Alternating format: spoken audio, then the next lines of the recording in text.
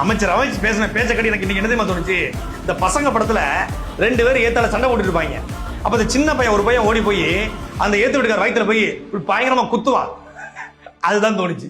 ஏய் மாறி மாறி பேசிட்டு இருக்கும்போது நீ யாரப்பா குறுக்க வந்து முதலமைச்சர் வரும்போது எந்திரிக்கணும், மரியாதை கொடுங்க. மரியாதைங்கிறது கேட்கப்படாது தம்பி, அது தானா வரணும்.